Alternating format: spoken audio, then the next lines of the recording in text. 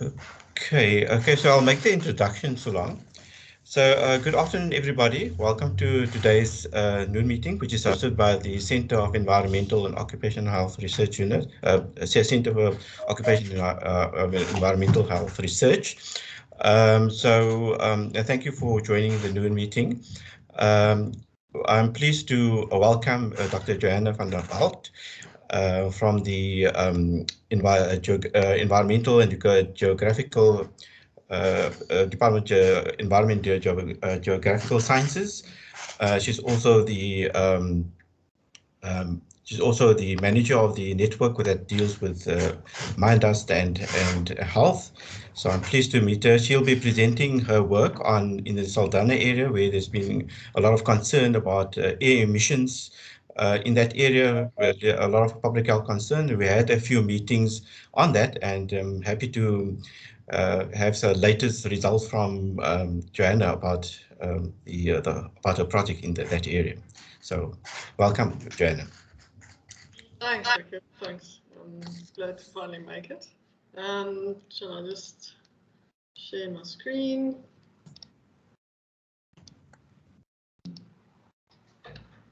And share the presentation. Okay, do you see the full screen? Yeah, yeah, we see the screen. I think it can be a bit bigger. Let me just see. Yeah, that's fine. Okay, so you see the slideshow? Yes, we see the slideshow. That's correct. Okay, all right, that's good. Okay, thanks for having me again. Hi everyone. I see a lot of familiar names here, and some of our team members as well. Jenny, Leila, quite a few of you present. Thank you. I'll draw on you as I need it. So I'll start just with some background in the area and some of the interesting stuff that we've come across as we've kind of worked in this area. And yeah, share our experience and where we want to go with this project. And if, you know, we kind of, as a network, the Mine Dust Network, we do invite anyone who wants to participate or be involved to get in touch with us as well. So the story is a transdisciplinary story of dust. And it's a not the captivating or fascinating story of natural dust emission from the Sahara to the Amazon, as it feeds the forest there, although I guess maybe the Europeans wouldn't find it so fascinating. But this is a story about anthropogenic dust. And it's estimated that 25% of the global dust emission is anthropogenic. And so it includes agricultural dust and then also mine dust. Entirely uncaptivating and rather depressing.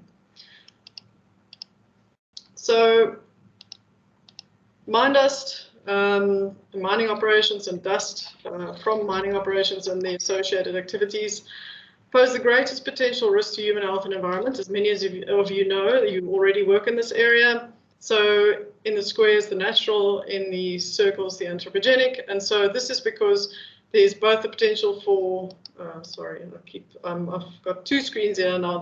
I can change on the one, but the other one doesn't come along. So sorry about that.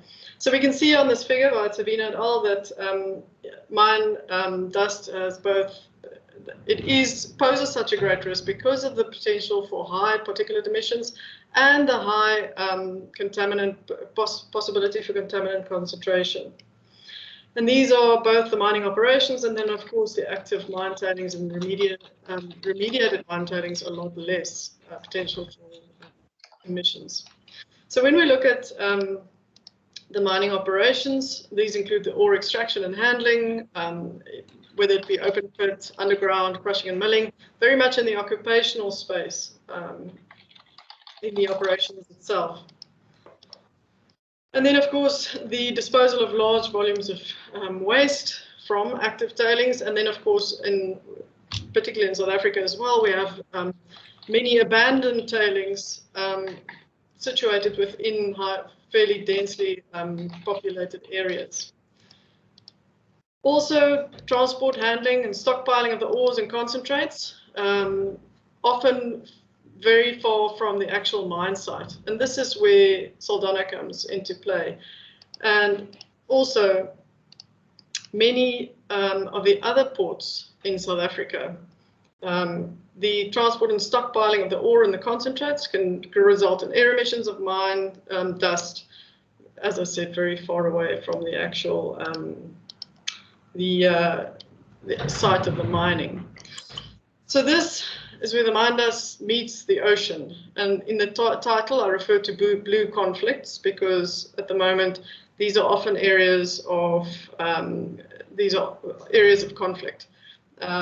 So from the Northern Cape, these are transported to Saldanha Bay. Some of it comes through Cape Town, some of it through Boegoebaai, and then supposedly through Nkuga as well. And a lot of it's supposed to go through there in future, but that seems to be going very slowly. We're not focusing on Richards Bay because that's very much focused on coal and heavy mineral sands from that side. So we're going to focus on Saldanha Bay, as that's obviously where our work is kind of concentrated. And as with many other ports and most urban spaces, there's a multitude of land and sea users and users, often not compatible with each other. And in South Africa, this is further complicated by our historical spatial planning with wealthy tourism areas and retirement areas specifically in this area as well, with communities which are often well educated and very vocal, in contrast to lower income communities situated in less desirable locations, often not as well educated and less empowered and able to voice their concerns. These low-income communities are often also reliant on the jobs, and in this case, on the jobs offered by the port. But ironically, they also undergo more exposure within the community as a result of the mineral ores going through the port. So if you look at the little blue triangle, you can see that's more or less the location of Lowville, and the railways go through this community, the railroad, and some of the manganese trains, which we will touch on later, go through this community. And so the municipality and the Western Cape government is quite concerned about the effect of these trains going through these communities. So some interesting articles by Wellman and Ferreira is actually saying that there's few formal and informal linkages between the port activity and other local economic activities that exist, and that policymakers have not taken into account the links with these local industries. And actually that the local authority, the Saldanha local authority, is almost toothless to manipulate these linkages. It's largely out of their control. The port pays very little for electricity, water, and taxes, but in terms of its size and location, it actually pays very little compared to its actual size and its waterfront location, prime waterfront location. So the port does contribute to the economic base of the local economy, but in terms of its size and negative externalities, the benefits for the local community are limited. So the Wellman and Ferreira case study has shown that the port and the town have, to a certain extent, become disconnected since the establishment of the Saldanha Session Railway and the iron ore line. And the future of the local economy of Saldanha very much relies in the re-establishment of this connection with its port. And so this is also particularly given the focus of the national Operation Pakisa, basically focusing on unlocking the economic potential of South Africa's oceans. So the government really seeing Operation Pakisa as part of its growth strategy in terms of GDP and job creation. And so the 6 focus areas that they are focusing on are marine and transport and manufacturing, and there's the 6, and the 2 that very much is relevant to Saldanha Bay is the offshore oil and gas exploration and the aquaculture. And so the Saldanha Bay IDZ forms a big part of the Operation Pakisa, the offshore oil and gas, which people are also concerned about. What would this do to the actual, specifically also the air quality in this area? It has slowed down a bit, obviously thanks, or not thanks to, but as a result of COVID. But some concern around this. And then also, of course, marine aquaculture being a big part of the drive as well. So lots of conflict about these as well. And, you know, people against the actual aquaculture itself. And then also local communities and small-scale fishers feeling very much sort of like they are not benefiting from what is happening. And then naturally also the conservation imperatives in this area. This is a Ramsar site. And then also the tourism potential. So lots of different uses, lots of different users and lots of conflict. But we are going to concentrate on the ore terminal.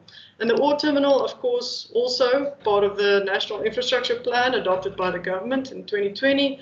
The investment in the ports, roads, railway systems, and these form, so 18 strategic integrated projects were developed, and Saldanha being one of these, the Saldanha Northern Cape Development Corridor, which then also focuses on the expansion of the iron ore mining, production and beneficiation, and the oil and gas as well. So if we look at the ore terminals, of course, iron ore has been shipped out of Saldanha Bay since 1976, and we now see some of the longest ore trains in the world, and the operation pretty much runs 24/7. So this railway from the Northern Cape mines, it comes a very long way away, 861 kilometers. And then also now recently with other ores being shipped through the port, increasing in volumes, you know, we're seeing added road capacity. This is a lead truck on the N7 because the Sishen Railway is to capacity. There is some manganese that is being transported on that railway as well. So in terms of the actual port, we see that the iron ore terminal is the traditional sort of operation that's been going for a long time in red, and they've basically reached, as far as I know, the capacity in terms of the quantities they can ship. They've eked out all efficiencies that they could get in terms of their operations, and if they wanted to expand it, I think they would have to go to the east or north here of the stockpiles. And then the multi-purpose terminal, which has recently been a contentious issue in terms of dust generation and air quality. So we'll focus on the MPT quite a bit. Of course, lots of conflict through the years about the red dust. Everything is red. Community being unhappy, properties are stained red. So there's lots of to and fro in terms of the red dust, and Transnet and communities and organizations or kind of people associated with, well, like the Red Dust Action Campaign and so forth. So, as I said recently, also last few years, the MPT, which includes manganese, lead, zinc, and then heavy mineral sands also from Tronox, and then now recently also Torman, which is another contentious issue currently on the go as well. So just to back up a bit before we go into the MPT, of course, you know, we can look at air pollution as a system with three basic components. The first being the emission source, which then emits the pollutants. It is actually transported through the atmosphere where it can undergo some mixing and chemical transformation. And then the receptors are where we're interested at. And most of our legislation is centered around people, so human health. And so this system, the easiest place to kind of control the air pollution is at the source. And that's very much where our legislation is focused.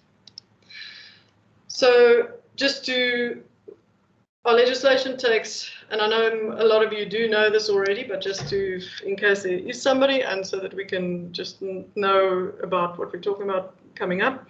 So focuses on two basic areas. It's the minimum emission standards and then the national ambient air quality standards. So the one very much controlling the source and the other one making sure that the receptors aren't exposed to something which is detrimental to their health. Our legislation has had minimum emission standards in some form or fashion for many, many years, and the NAAQS is with the new NAMAQA, the new legislation after, with a democratic dispensation that has come in. Very, very much following international kind of sort of protocols. So the listing, the minimum emission standards is the listing of activities. So there's a list of activities which result in atmospheric emissions which have or may have significant detrimental effect on the environment, including health, social conditions, economic conditions, ecological conditions, and cultural heritage. The consequences of the listing is that you may not operate without an atmospheric emission license. So in terms of the port operations, this is number 5, mineral processing, storage and handling, and locations designed to hold more than 100,000, sorry, this door is making a big noise. Open it a little bit, it keeps banging, sorry. So locations designed to hold more than 100,000 tons, and the measurement there is dustfall. So the way that this is done, as many of you might have seen, is in this, you can see that bucket. It's basically a dust fallout bucket, and the dust that settles in there it's a gravimetric measure, so the mass of it, and it's got different limits in terms of residential or non-residential area, and the amount that you allow shouldn't exceed with a 30-day period, and you can have 2 exceedances in a year. So the port has an extensive dust fallout monitoring network.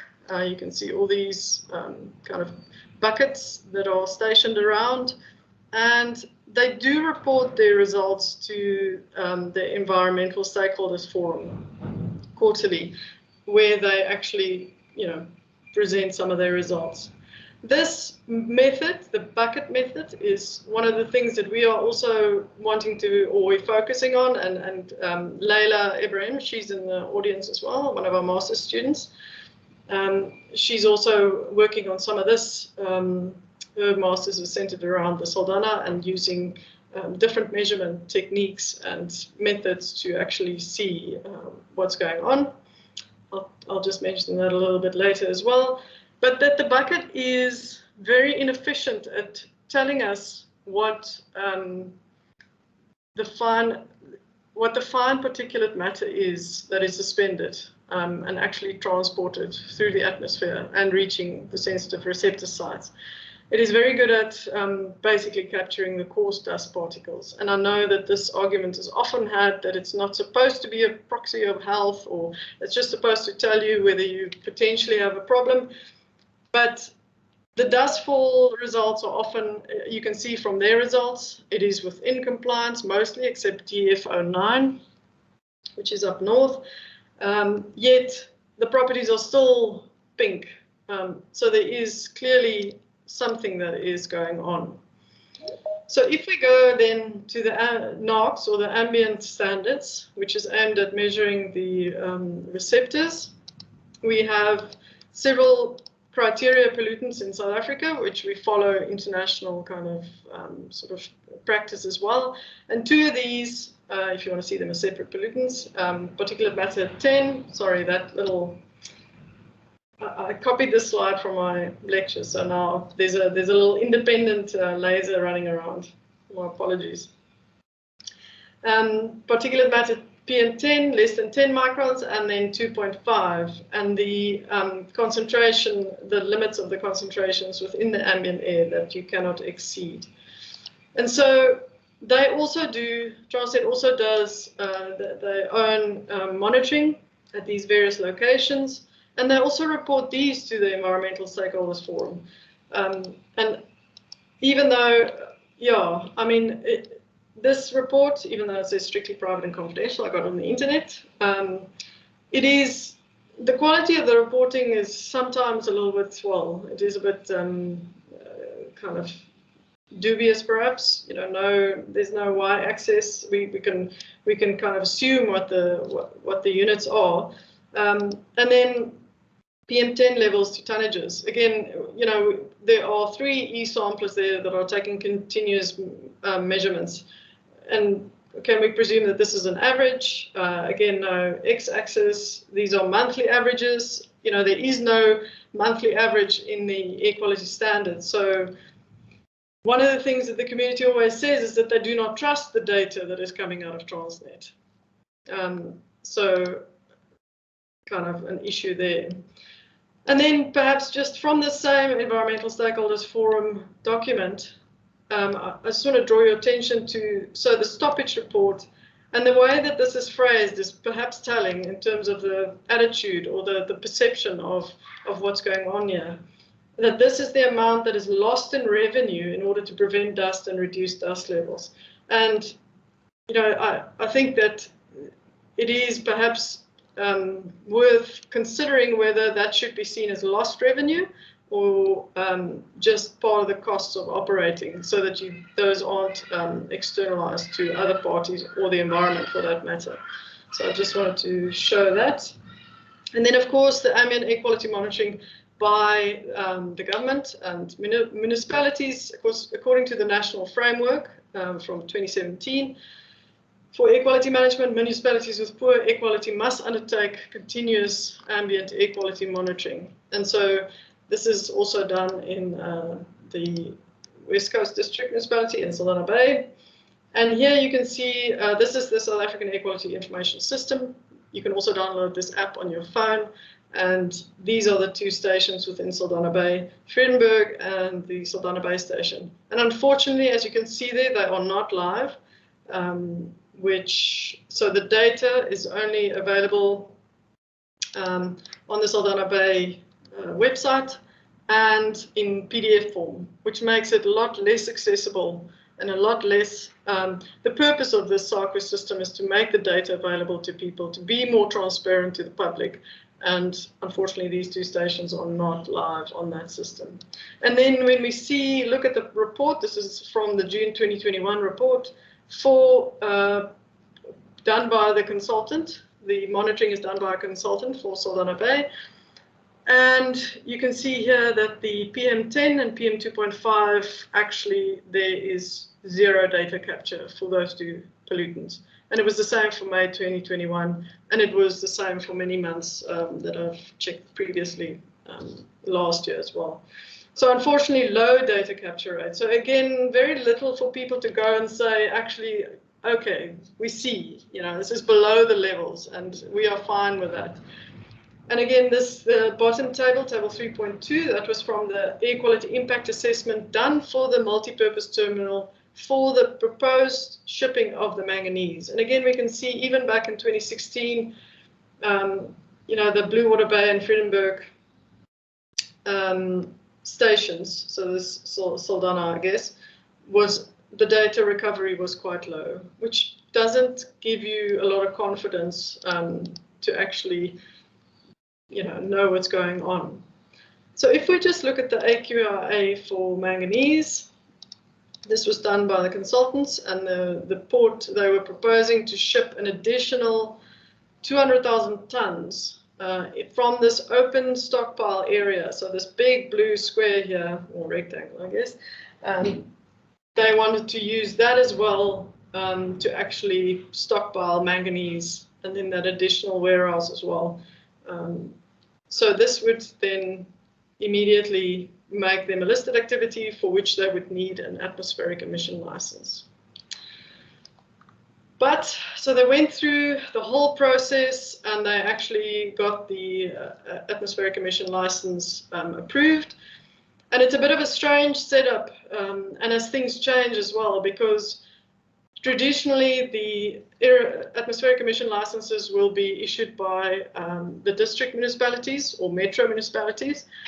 And then it changed a few years ago where all SOEs or national key points were then handed to the national government to issue the atmospheric emission licenses. So the funny thing here is that the iron ore terminal, because it was issued before that date of change, it remains with the district municipality, but the MPT, because it's new, this application will go to the national department. So the AEL was approved, and lots of people actually, there you can see, appealed the decision for the awarding of this AEL, citing reasons like, they don't have confidence that the port will be able to control this dust because they have a long history of this iron ore, which they don't feel is controlled properly. Why should these two entities be treated differently? The impact should be, it should be one atmospheric emission license issued for the entire port. So, and various other issues that people raised as well. It went to the minister, Boegoebaai, and she actually upheld the ground from appeal and set aside the atmospheric emission license. Interestingly, not because of air quality issues, but because she found that it needed an environmental assessment, and the national department had previously said that it didn't need the environmental assessment. And the reason why she upheld this appeal was because she said that there was infrastructure that was added. So you can see there, 2016, October, there's only one warehouse, and then 2016, December, there's another warehouse. And in their application, they said that they had not added any infrastructure. So that's why she actually set aside the atmospheric emission license. And then you can just see the nice white roof turned pink very quickly. So what has happened since then is basically they've taken, so the air quality officer, Renee Tusi from Saldanha Bay, we work quite closely with her, and she has said that they've basically taken all the storage off-site, off the port site, and it's now within, sort of just basically a land adjacent to where ArcelorMittal is or was operating. The infrastructure is still there, but it's not operating anymore. And that a lot of the ore is coming in through smaller operators, which make them fall below the 100,000 ton.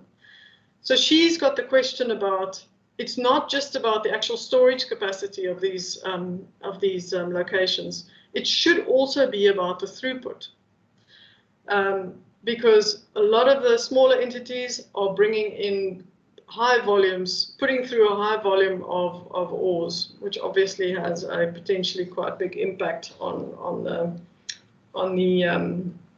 air quality and the environment. So just looking at some of, just to go back briefly and just touch on what is done in some of the other ports, because there's also manganese going through there. And I raised this issue with Ian Geldenhuys, the head specialist environmental health for City of Cape Town. This is quite a while ago, after this article in the week in August. And he says, as far as he's concerned, basically all the manganese is stored indoors. It doesn't require an atmospheric emission license because it's under 100,000 tons. And he's also advised that the manganese nuts are coated with an oily coating. So, I mean, I've been at the port a number of times, and actually I've often seen manganese on the roads in the port. And they certainly, from what I can see, not coated with oil, so maybe they've stopped that practice since then. And it actually also raises a concern for people working in that area. Obviously, if some of the ore is falling off and it's lying on the road, continuously being trampled, what does that mean for people working there? And is it a concern? So, Boegoebaai, people complaining, very worried about this because these are open stockpiled. They don't seem to be worried at all. People are complaining their cars are turning black. I heard a story that the yacht club was actually complained and they basically cancelled their lease. So lots of concern in Boegoebaai. And then, so the Boegoebaai is basically a proposed port that'll handle a lot of the actual ore to go through there as well, because we just don't have the capacity to make it go, put it through elsewhere. So what we do, with this mine dust network, many of you have been part of it and part of some of the discussions. We bring people together and we try and get as many sort of disciplines together to solve the problems. And recently also we've formed part of the Oceans Pact, and basically with Mil Soman in EGS, and she basically a project looking at how to transform the conflict specifically in the ocean space. International project funded by the Belmont Forum, and Saldanha Bay is one of our case studies, as is Richard Bay with Dr. Pilile Mbata, and then also the Olifants estuary and then heavy mineral sands, which Merle is very involved in up the coast, up the west coast. Again, a story of being very kind of disaggregated environmental authorizations. So they're proposing to mine 10 beaches, 50 Ks, but each beach gets a very piecemeal approach to actually issuing this environmental authorization. So we hope to do some work in this space as well with the community in Saldanha Bay. And then we've been doing quite a few projects. This was a fourth year engineering project looking at the soils and the concentrations of some of the metals in the soils. And here where you can see this handling and the higher concentration, that is actually one of the smaller operators, which the municipality and the district municipality, local and district municipality, has said that they are quite concerned about.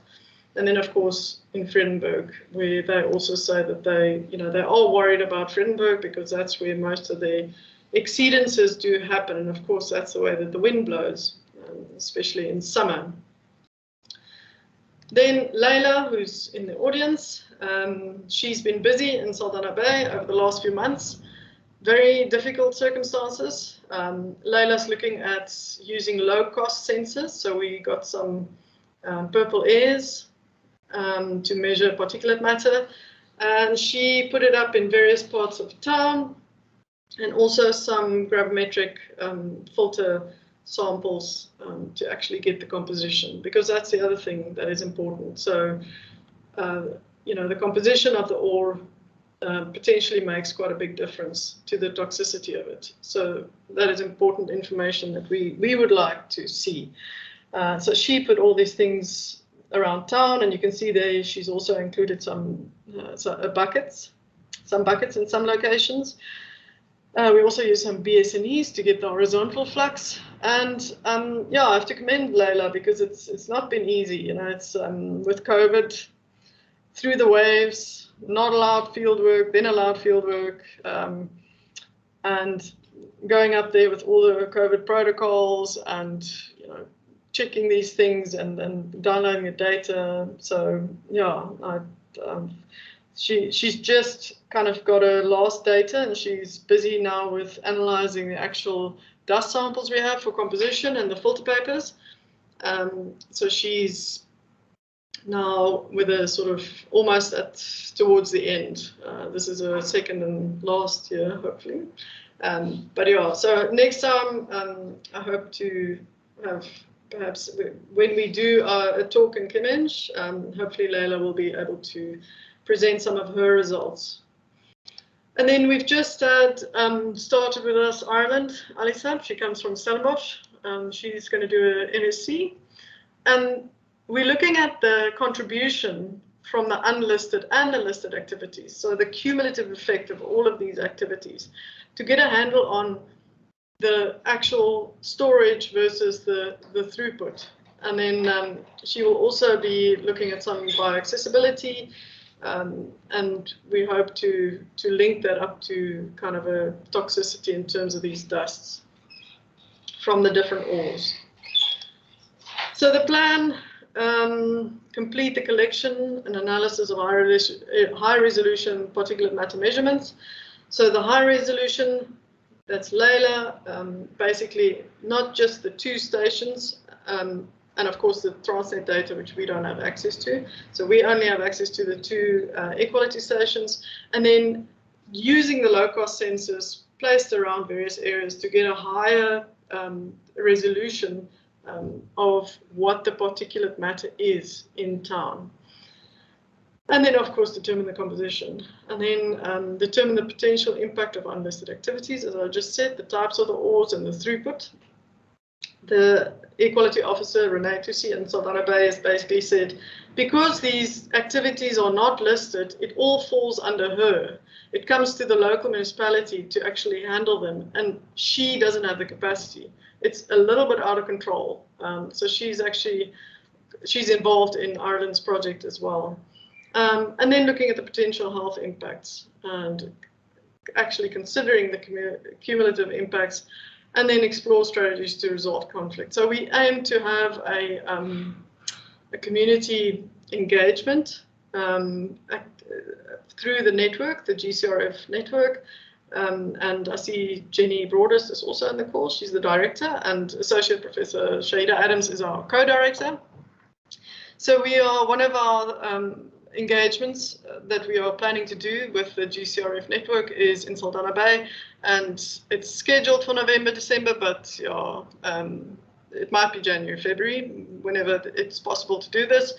And we hope to actually go and survey community members, key informants. I've already been in touch with Akil and trying to get some people to help us because obviously coming from EGS and chemical engineering, on the physical side and the measurement side, we do need the health sciences input to bring those two together.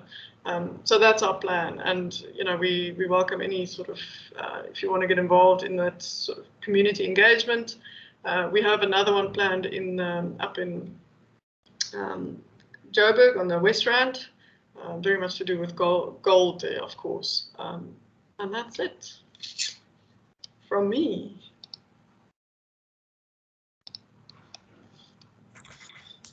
Thank you very much, Johanna. This was a very interesting update on the situation, and quite exciting to see that some of the research activities is starting to take place. And in the next couple of years, we will see some of the data. So thank you very much. It's very interesting and very nice presentation. So I open the floor now up for questions. Anybody want to ask questions about Johanna's presentation?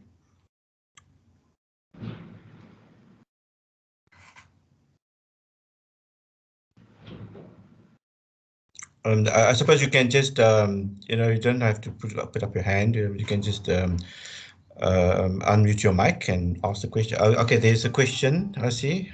Can't see who it is. Leslie. Oh, so there's Leslie, go ahead. You can ask the question. Okay, so thanks so much. It was really fascinating, and having sent registrars to look at this 2 years ago, I think it's really interesting to see how it's come on. I was just struck by this notion that there's a threshold for the amount of tonnage that you transport, and so the companies just play the game. They just come in under 100,000. Isn't that like a problem with the regulation? And surely there's an issue there around how that needs to be changed. The other thing I just wanted to say is that I convene on the MPH a course, which is a practicum course, which is not a research-based course, but if a community host has a health problem or something they want solved, then students basically spend 120 hours doing something like producing material or holding a dialogue or something like that. So if you're interested, we can try and advertise Practica to our student for doing some of the community outreach work that you talked about. So. Yeah, no, that'll be great. I mean, that's exactly what we're looking for.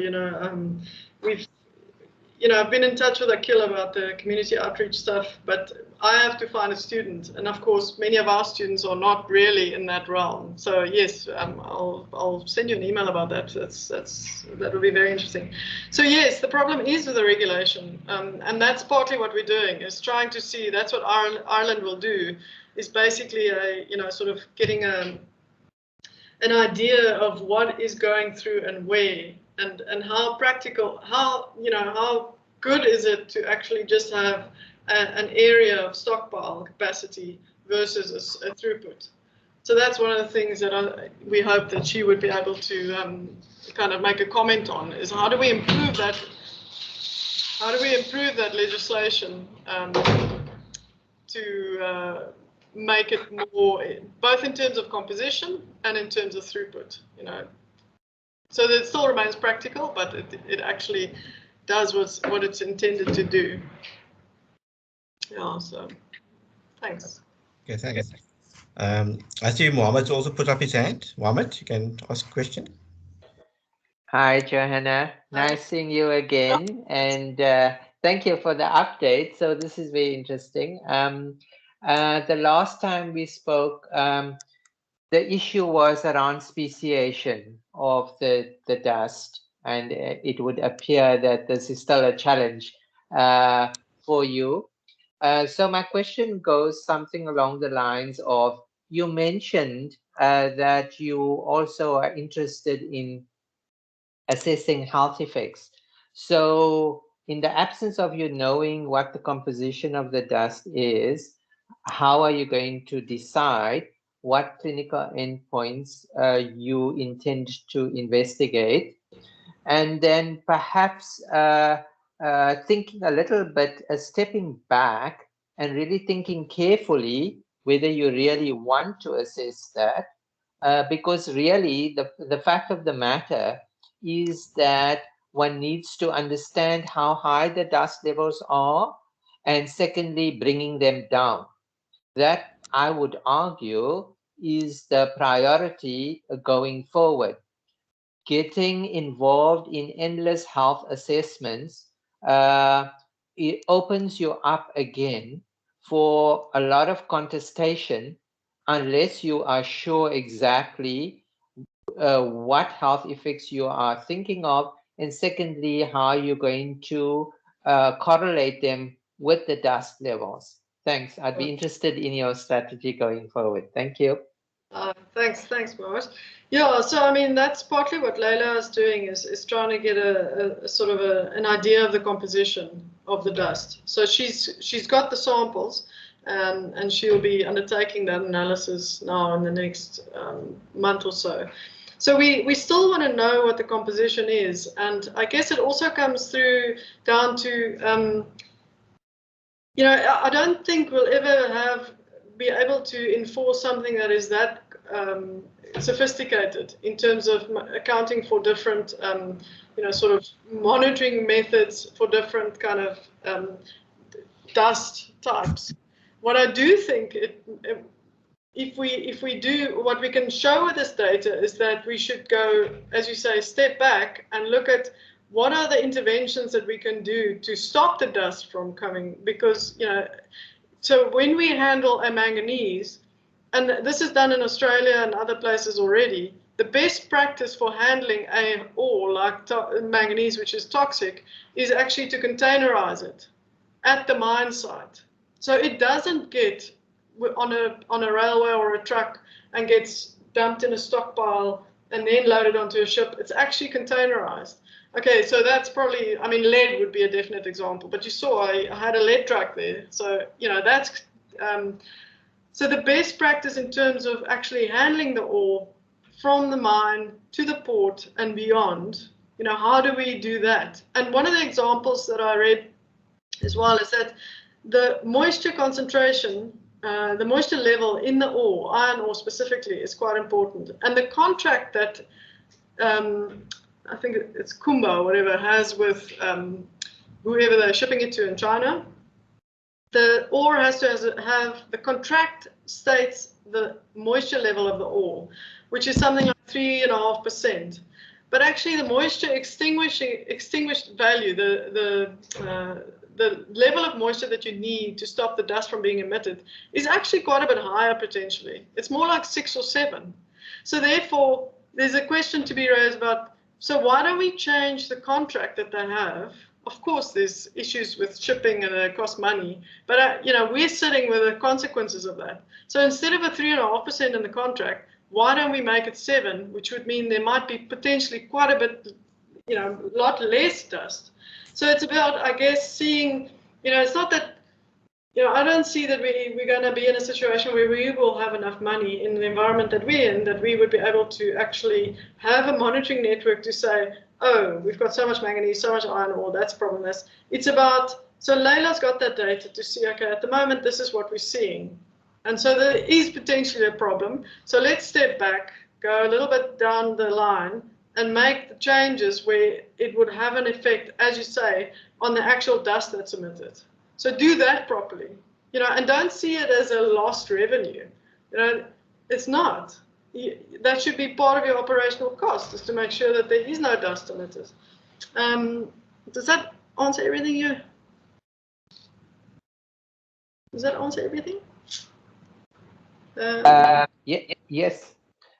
Thanks. I mean, I think that the other reason for establishing a baseline is obviously to assess the impact of interventions over time, because this is not something that is going to change overnight. It is going to require a process of continuous improvement in order to enhance the interventions as one goes along.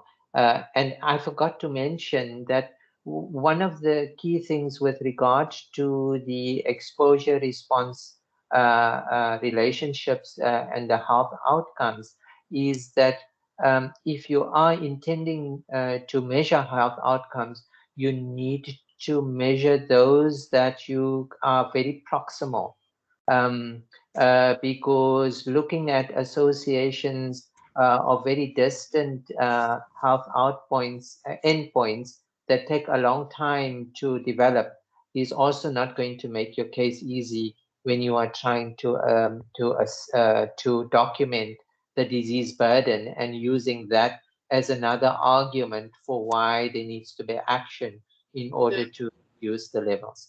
Yes. Thanks very much. Okay. The other comment I just want to make is, so a lot of the air quality impact assessments, like the one that was done for the manganese, they use dispersion modeling. So this is also partly a justification for Leila's project, is they use dispersion modeling and they use emission factors for specifically manganese, and they make assumptions. So they made an assumption that all the dust, 100% of the dust will be manganese.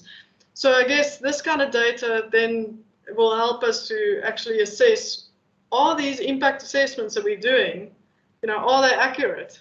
What the consultant has said is the case. So, okay, the manganese is going to exceed the limits of manganese that the WHO recommends in Bluewater Bay. But does that dispersion model reflect actually what is happening or what will happen accurately? So it also helps with the impact assessments that we do and making them reliable. Thanks for that comment. That's very useful. Okay, so there are two other questions. The one, Shahida, she put up her hand and put it down again. And there's another question in the chat. Well, let's first start with Shahida. Shahida, you want to ask a question? So, hi, Jure. I just wanted to ask, has there been any sort of engagement with communities along the transport lines? Because, I mean, it's a very, very long rail that comes from the Northern Cape, and surely, I mean, those communities might also be affected with spillage and things like that. And then on another thing, given that this problem has been around for a long time, and I've seen on the appeal that you've shown, there were sort of some of the businesses who also lodged an appeal. Has there been a concerted pushback? I mean, because clearly, even the aesthetics of all that red dust lying around, I mean, must be quite bad for their business. I just wanted to know, just for interest. Yeah, so firstly, the communities, well, we hope to, that's what we want to do with this engagement as well in the next few months, towards the end of the year, beginning of next year, is actually, that will be our community engagement event or sort of activity, and trying to get the various kind of segments of the community as well, and they would be part of it, the community living along the railway line. Leila also had a sensor in that area for a few months as well. So yeah, that's the plan. And then the pushback, it's a strange situation, that the AEL, so obviously the minister kind of set aside the AEL, but then it starts, there's a way to get around it and carry on. And so that's what Wellman and Ferreira was also kind of suggesting, is that there needs to be there needs to be a different sort of authority. At the moment, the local municipality does not have a lot of authority in that area. They don't have a lot of authority what happens to the port as a national key point or an SOE. So it has to have some kind of collective discussion, engagement. They've been trying for a while to get the Saldanha Bay Clean Air Association on the go. That's been a bit of a struggle. But something like that, akin to the Richards Bay Clean Air Association, might go a long way to actually, they've got the Saldanha Bay Water Quality Forum Trust, which does a lot of good work and monitoring. But there really needs to be a different outlook in terms of how things are done, and that this port is actually part of this community and the local linkages with the economy. At the moment, it's as if it's just parachuting in there, and, it's a national imperative towards growth, but it kind of doesn't link up with what happens in the rest of the town. So that's an important discussion to have. And, the AQO, Renee, she said to me once, she's invited to all these forums that the national department hosts, and it's as if they give her the space to talk, but they're not listening. So, I guess there's a long way to go in terms of that. Okay, thanks, Joanne. There's another question before. There's another hand up, but there's a question in the chat as well. Calvin, do you mind put on your mic and ask a question, or do you prefer me reading out the question? Joanne, I don't mind reading it out. So I asked the question in the context that currently air quality is a district municipal function. Did you get your data from the district, or was it the local municipality? No, it's the local municipality. Yeah, she's managing it, Renee Tussi, as the air quality officer for the local municipality. But they work quite closely with the district municipality. Yeah, because the district is actually, I would say, more responsible for air quality, because but I also just think that, I've picked up that the whole function, it was transferred less than 10 years ago to district municipalities. And a lot of them don't necessarily have the capacity to set up this infrastructure to do the actual air monitoring. Yeah. We had some engagements with the district out in Cape Winelands, and it was just very disappointing. People don't seem to understand the correlation between a burden of disease and air quality and the need to actually monitor it. Yeah. Look, I mean, these reference stations, they're extremely expensive to run. And I guess they do acknowledge that there are a lot of problems with them in terms of the sort of calibration and missing data, and so they know. I mean, they're making a big effort to make this, to get this data, to make it available to the public on a platform like Sarquis. But there are massive problems as well. So that's a work in progress, and for people to understand what the issues are and why this is important as well. I hear you. Okay, Liesel, I see you also put up your hand to ask a question.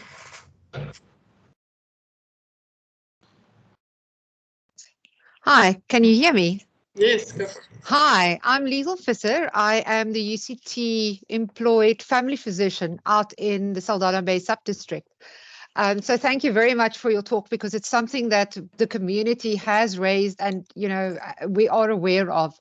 I agree with the assessment of how do we link this to health outcomes here locally. And I would agree that it's very, very difficult. But what I can offer you from my side is I do have a link in the community of an organization who is interested in the air quality and have been meeting and all sorts of things. So if you would like, I can connect you with them.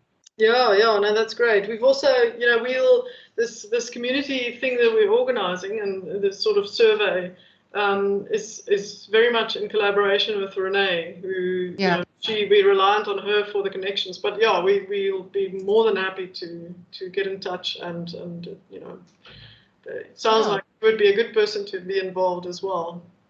Cool. So yeah, if you would like to pull me in any way, that would be. Yes. No, that's great. That's great. Oh, I'll get thanks for that. It's sorry, really very interesting. Yes. Lisa, I see there's a question in the chat from Leslie. Would you be able to host an MPH student for practicum? Not yet. Okay. All right, but I'll be in touch with Thank both. you. That's great. Thank you very much. Thank you. Okay, so there is another comment from Leslie in the chat. A general thanks, Johanna. That's quite an interesting insight. Yeah. It's appeared now. Okay, you might have seen that's there. Yeah. No, that's true. That's a good way of putting it. You get no opportunity to influence. That's exactly what's happening. And I must say, Renee is, if we had public servants like Renee, we'd be in a different place. She really, she has the community's well-being at heart.